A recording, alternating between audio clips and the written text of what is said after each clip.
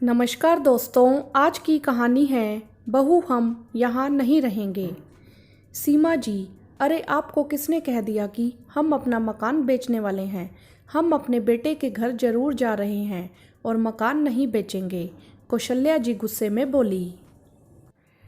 अरे नहीं बहन, थोड़ी उड़ती उड़ती बातें सुनाई दी थी कान में, तो मैंने सोचा चलो मिल भी लूँ और पूछ भी लूँ। नहीं नहीं सीमा जी, इस घर में पूरी जिंदगी बिता दी, अपनी मेहनत की कमाई से जिसे बनवाया उसको अपने जीते जी नहीं बेचूंगी। समीर के पापा भी यही चाहते हैं। बनारस शहर में मकान कुछ ही लोगों का होता है और हमारे कई रिश्तेदार भी यही हैं। यह सब बातें सुन थोड़ी देर में सीमा जी चाय पीकर चली गई। रात में दोनों प्रकाश जी और कौशल्या जी सोने के लिए बिस्तर पर लेट गए। प्रकाश जी करवट बदल रहे थे। कौशल्या जी बोली, नींद नहीं आ रही क्या? हाँ, अब बेटे ने अपने पास रहने को कह दिया। हम अपना घर छोड़कर रह पाएंगे क्या? कौशल्या, हम लोग क्यों बीमार रहने लगे? देखो कौशल्या, मैं अपनी दवा कराकर ठीक होते ही अपने घर आ जाऊंगा, दुखी मन से बोले। अरे प्रकाश जी, आप इतना विचलित क्यों हो रहे हैं? बेटे ने इतने प्यार से टिकट भेजकर बुलाया है तो जाना तो पड़ेगा ना। यही तो, तभी तो मैं मना नहीं कर पाया। कल का टिकट है, प्रकाश जी भारी मन से बोले। अपने सारे जरूरी सामान रख लिए कौशल्या? थोड़ी देर में प्रकाश जी ने पूछा। हाँ रख लिया, और अपने लड्डू गोपाल जी भी। शादी के बाद से मैं अभी तक उनकी सेवा कर रही थी, इसीलिए उनको भी साथ ले लिया। इन्होंने ही मेरी जिंदगी इतने आराम से बिना किसी विपदा के चलाई है। अगले दिन की ट्रेन पकड़कर कौशल्या जी और प्रकाश जी अब ना जाने कब तक के लिए अपने घर को छोड़कर बेटे के घर मुंबई रहने चले गए। समीर ने मुंबई शहर में एक 3 कमरे का फ्लैट ले रखा था। उसमें समीर, किरण व उसके 2 प्यारे प्यारे बच्चे रहते थे, प्रिया और पीयूष। जब दोनों छोटे थे तो साथ साथ रहते थे, पर अब गेस्ट रूम खाली होने से दोनों ने एक एक कमरे ले लिए थे। किरण ने प्रिया को बोला कि मैंने तुम्हारा सामान पीयूष के कमरे में शिफ्ट कर दिया है, अब तुम उसके कमरे में रहना। पर मम्मा, अब तो मैं बड़ी हो गई हूँ और मैं कई महीनों से ही वहाँ रह रही हूँ। कोई बात नहीं बेटा, अब आपके दादा दादी रहेंगे वहाँ। ठीक है मम्मा, मैं पीयूष के कमरे में सो जाऊंगी। समीर और किरण एक ही ऑफिस में काम करते थे। वह सुबह निकल जाते और शाम को ही वापस घर आते। घर में काम वालों की कमी नहीं थी। सफाई, बर्तन, खाने के लिए किरण ने काम वाली बाई लगा रखी थी। बेटा बहू के ऑफिस जाने से तथा बच्चों के स्कूल चले जाने से प्रकाश जी व कौशल्या जी को शुरू शुरू में तो ठीक लगा, पर कुछ दिनों बाद उन्हें अपने पड़ोसियों, घर तथा शहर की बहुत याद आने लगी। बड़े शहरों में लोग ज़्यादा बिजी होने से आसपास के लोगों से मिलने नहीं आते। यहाँ यही लाइफस्टाइल है, अकेले रहना। बहुत ही खालीपन लगता था दोनों को। बेटे समीर को कुछ दिनों में उनकी मायूसी का अंदाजा हुआ। उसने बोला, आपकी उम्र के लोग नीचे सोसाइटी में खूब टहलते हैं, आप लोग भी चले जाया करिए। अगले दिन से दोनों लोग वॉक पर जाने लगे। धीरे धीरे उनके दोस्त भी बनने लगे और उनका मन लगने लगा। एक दिन प्रकाश जी अपने कुछ दोस्तों को लेकर घर आ गए। समीर भी घर में ऑफिस का काम कर रहा था।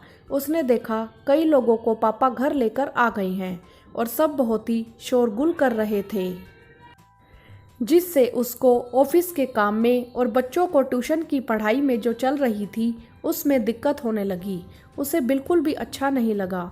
2-4 बार ऐसे होते ही उसने पापा को बोल दिया, पापा इन लोगों से आप नीचे ही मिल आया करिए, ऊपर लाने की कोई ज़रूरत नहीं है, यहाँ कोई किसी को अपने घर नहीं बुलाता।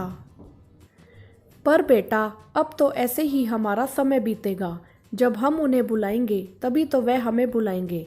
नहीं पापा, यह सब छोटे शहरों में होता है, बड़े शहरों में लोग अपने काम से काम रखते हैं। वैसे भी बनारस में आसपास सारे अपने रिश्तेदार होने से वह अक्सर आकर मिल जाया करते थे। आपको लोगों से जितना मिलना है आप नीचे ही मिलिए या फ़ोन पर बात कर लिया कीजिए। समीर इस तरह से उखड़ कर बोला। प्रकाश जी व कौशल्या जी को बिल्कुल भी अच्छा नहीं लगा। उस रात में दोनों ठीक से सो नहीं पाए। उन्हें लग रहा था कि उन्होंने यहाँ का सोच के कुछ गलत तो नहीं किया। उनका मन किया कि जल्द अपने घर चले जाएं, पर सोचा कि अभी कहेंगे तो बेटे को बुरा लगेगा। कौशल्या जी का भी मन नहीं लग रहा था, ना करने को कोई काम, ना किसी से मिलना जुलना, बस फोन पर ही अपने रिश्तेदारों और दोस्तों से बातों में लगी रहती। एक दिन फोन पर बात कर रही थी, किरण ने सुन लिया। बाद में उसने भी टोकते हुए बोला, मेरे घर की बात आप किसी को भी ना बताया करें। कौशल्या जी मायूस हो गई। बहुत बंधन, अनजानापन लगने लगा उस घर में। ऐसे लगा कि सुख सुविधा तो है, पर अपनी इच्छाओं पर किसी ने लगाम लगा दिया हो। तभी एक दिन लैंडलाइन पर बनारस, जहां उनका घर था, वहां से फ़ोन आया। सौभाग्य से समीर के व्यस्त होने से प्रकाश जी ने फ़ोन उठा लिया।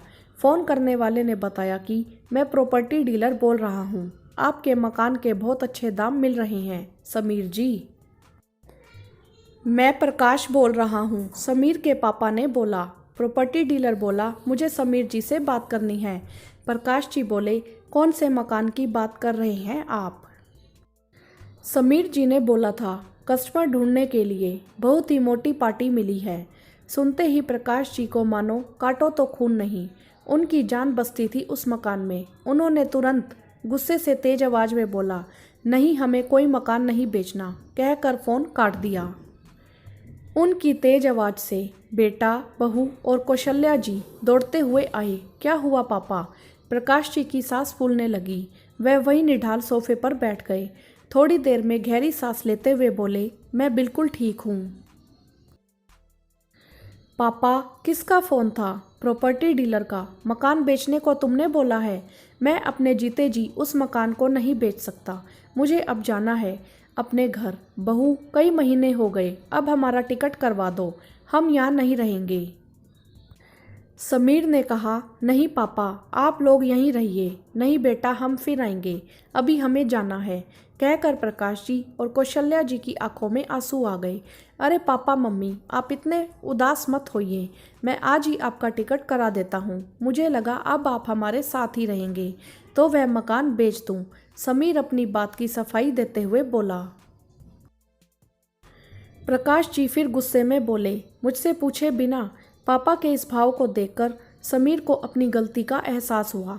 उसने बोला, माफ़ कर दीजिए पापा, मुझसे गलती हो गई। प्रकाश जी बोले, वह मेरी और तेरी माँ की खून पसीने की कमाई का बना हमारा एक खूबसूरत सपना है। उसे तू हमारे मरने के बाद ही बेचना, अभी नहीं। समीर आंखों में आंसू लेकर गिड़गिड़ाते हुए पापा के पैरों में आ गया। फिर बोला, माफ़ कर दीजिए पापा, आगे से ऐसी गलती नहीं करूँगा। ठीक है बेटा, पर अभी तो हमें जाना है, हमें अपने घर की याद आ रही है। समीर ने अगले हफ्ते का उनका बनारस जाने का टिकट करा दिया। आज बहुत ही खुश थे प्रकाश जी और कौशल्या जी अपने घर जाने के एहसास से, और दोनों फिर से वही अपनी आज़ादी, अपनी छोटी दुनिया में, अपनी कर्मस्थली से जो मिलने वाले थे। चाहे कितने ही ऐशो आराम मिल जाएं, पर व्यक्ति तभी सुकून पाता है जब उसे बंदिशों की बेड़ियों से स्वतंत्रता मिलती है।